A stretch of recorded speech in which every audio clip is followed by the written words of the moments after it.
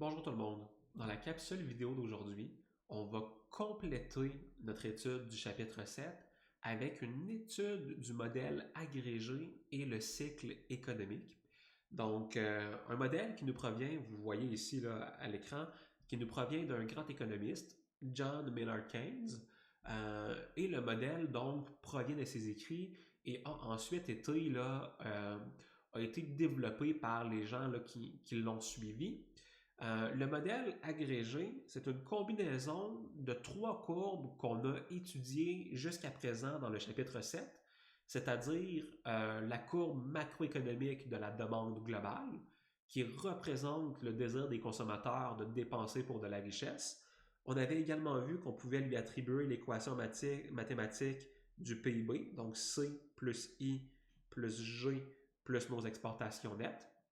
Vous aviez l'offre globale à court terme qui représentait la maximisation du profit des entreprises lorsque les salaires sont rigides. Donc, quand les prix augmentent, les entreprises vont produire davantage parce que c'est profitable de le faire.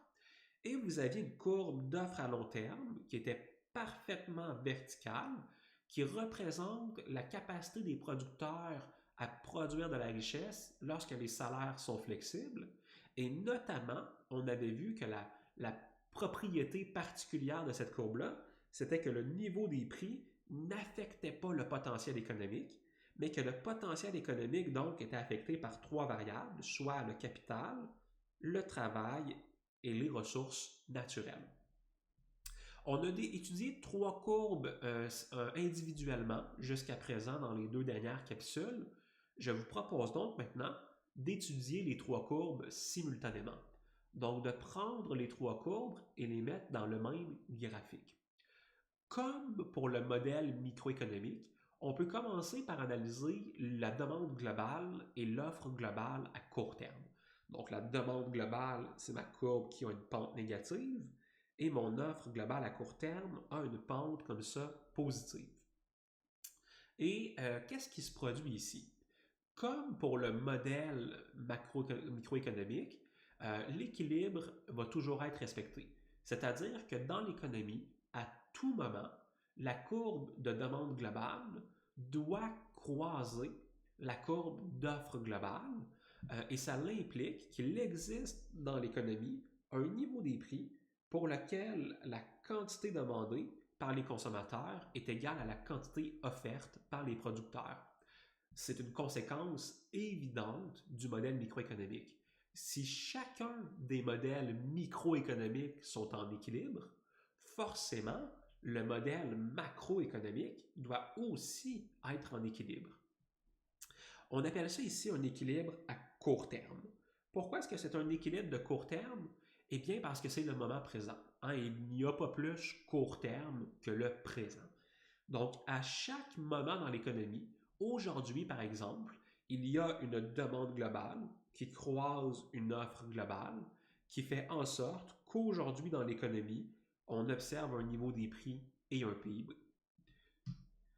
Qu'est-ce qu'on a avec ça? Eh bien, avec ça, vous avez une analyse du cycle économique. On peut regarder à tout moment où est-ce que nos deux courbes se croisent dans l'espace graphique.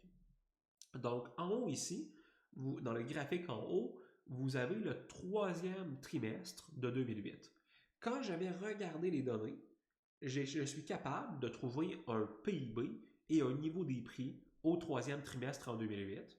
Donc, au troisième trimestre en 2008, le niveau des prix est égal à 116 et le PIB est égal à 1 860 000. Ça veut donc dire qu'au troisième trimestre de 2008, mes deux courbes, l'offre globale et la demande globale, vont se croiser. Ils vont se croiser à un point où le PIB est égal à 1 860 000 et l'IPC est égal à 116. L'équilibre, naturellement, peut changer à travers le temps. Donc, si je regarde au premier trimestre de 2009, vous voyez que l'IPC, il a diminué. L'IPC initialement était à 116, maintenant il est rendu à 114. Et vous avez le PIB qui a diminué, qui est maintenant rendu à 1 800 000. J'ai donc un nouvel équilibre et mon nouvel équilibre, vous remarquerez qu'il est différent. Il s'est déplacé vers la gauche et vers le bas dans mon graphique. Donc, diminution du PIB, diminution du niveau des prix. On est toujours dans le moment présent, donc chaque point le long de mon graphique représente un nouvel équilibre dans le modèle. L'équilibre se déplace sans cesse à travers le temps. La question qu'on pourrait se poser, c'est est-ce que les équilibres que j'observe correspondent à des bons équilibres? Pour faire ça, on va s'intéresser au potentiel économique. Par exemple, vous avez deux équilibres de court terme ici. Vous en avez un au troisième trimestre de 2008, un au premier trimestre de 2009. Et ma question pour vous, c'est est-ce qu'il y en a un qui est meilleur que l'autre? Donc, ça implique quoi? Un bon équilibre économique. Un bon équilibre économique, ça implique que vous utilisez tous vos facteurs de production. Ça implique que vous êtes essentiellement au PIB potentiel. Donc, je vais aller dans mon graphique et je vais regarder le PIB. Donc, au troisième trimestre de 2008, j'ai un PIB qui est égal à 1 860 000.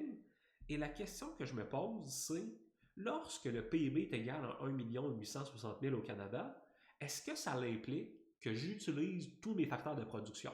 Est-ce que ça implique que j'utilise tout mon capital, tout mon travail, toutes mes ressources naturelles? On va vérifier, nous, avec le marché du travail. Donc, le marché du travail, il me dit quoi? Il me dit qu'au troisième trimestre de 2008, le taux de chômage était égal à 6 %. Nous, 6 % là, ça correspond au taux de chômage naturel. Et donc, ça veut dire quoi? Ben, ça doit vouloir dire que le PIB qu'on observe à ce moment-là est un PIB pour lequel on utilise tous nos facteurs de production.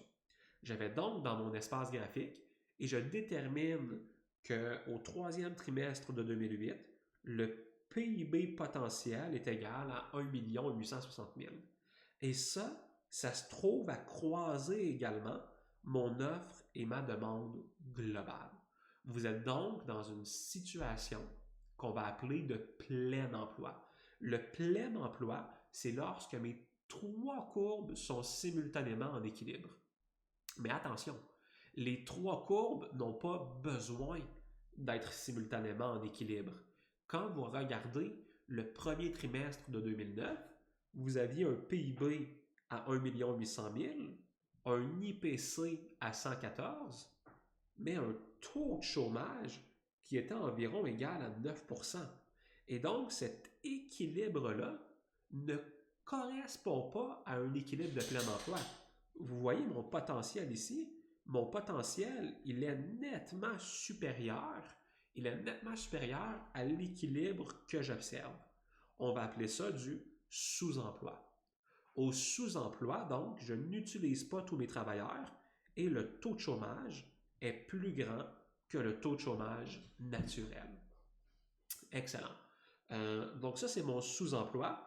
Je peux également imaginer un suremploi, un point de production tel que l'équilibre que j'observe est supérieur au potentiel économique. Ça, c'est quand l'économie va trop bien. Et donc, au final, vous avez trois équilibres macroéconomiques possibles. L'économie peut se situer au sous-emploi.